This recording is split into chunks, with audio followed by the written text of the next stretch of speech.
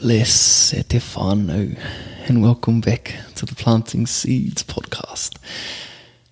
Got a new space, as you can see. Been a busy couple of weeks, been moving homes.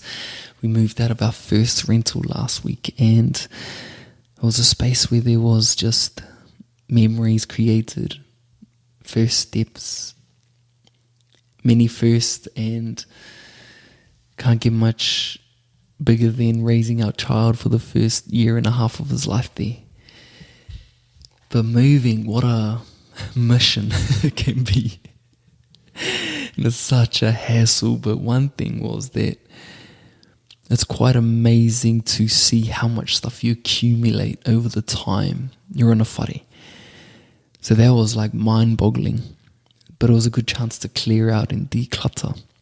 And then also just the cleaning, the process, but then being able to close that chapter off and now move into a new place where we can write a new story.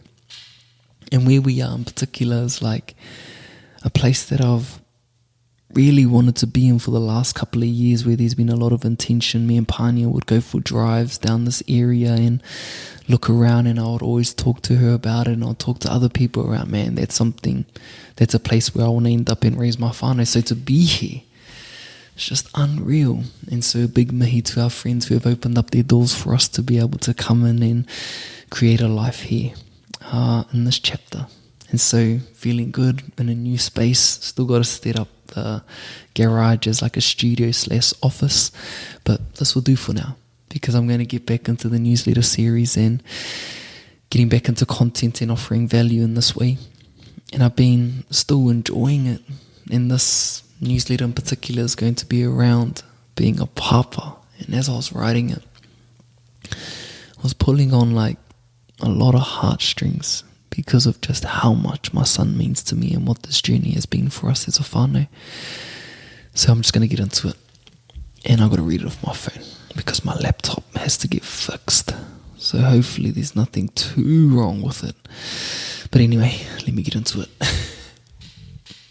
Being a pāpā. Being a pāpā has been a great gift.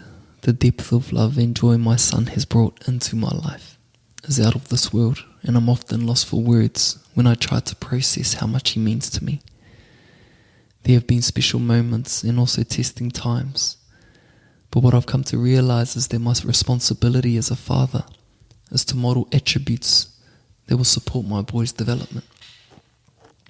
It's crazy to think how much has happened in a short life, from basically being a potato where he couldn't do anything but eat and sleep, to now running around, getting into everything and creating a personality for himself. It is not the parent who teaches the child, it is the child who teaches the parent. They teach you love, they teach you patience, they teach you presence. Fatherhood has been a journey of guidance, but also self-discovery. Since having a child of my own, there's a deeper sense of gratitude for my parents and my own upbringing. I've spent time reflecting, and as a kid there's no awareness of what goes into being raised. But now being in their shoes, I understand more clearly that I got a good under the circumstances my mum and dad had. What I've experienced and learned I can now implement in the hopes that it provides a solid base for my son to build upon. And my higher hope is that he will always know and feel the endless love and pride I have for him. I look forward to asking my son how he would like to receive love from Pāpā. It will give clarity, it will spark deeper conversations, it will show that I care in a different way. We often show love how we think it will be best received, but perhaps it's not what is needed. Fatherhood is a journey and life-altering, all effort going into raising a child, giving to the marriage, and being the provider comes with pressure that can be overwhelming, but it is the love for my family that inspires me to keep going. Highest of gratitude to the mama who are holding it down and largely carrying the weight of parenthood. Y'all are the real MVPs and backbone of the whānau. The role we have in our babies' lives is significant, so let's aspire to be better and for them to be better than us. Big bless, Rands. So that's the newsletter around being a papa. Such a gift then, super transformative. Not only is it about guidance, but it's also around self-discovery, because as they change, and they change at such a rapid pace, it invites or forces us to adjust with them. And it's caught myself and Hinepania out a couple of times where we get used to him being one way, and then out of nowhere he goes through a growth spurt where he might not be going to sleep at the same time, or he's not having as much naps as he would during the day. And so he gets tired and may play up in certain areas. And so we forget that he goes through these changes. And we have to come back to, he's just going through something. And so that's us adjusting to what it is that he is going through and the changes that he is making. And he's making a lot. He's got a mean personality for himself. He's quite funny. He cracks me up literally every single day. He's so funny. Just the facials that he has, his cheekiness, his social part of him. He's affectionate. He's an outdoors boy. He loves being outdoors. He walks around the house with his Crocs because he just wants to go and do stuff. But then he's also got this little bully in him. I hate to say it, but he's got this little thing in him, particularly around other kids, and I don't know where it comes from. And he just does things with this sort of facial, and it's more funny, but then just thankful that our whānau that are around at the time, are understandable. I don't know if it's just only child syndrome, but my nephew was around the other day, and anything that my nephew had, my son wanted. And so my nephew would give it to him, then he'd go and grab something else, and then my son would go over there and create a bit of a hoo-ha about it. And so I don't know where that's coming from, but yeah, he's just so funny.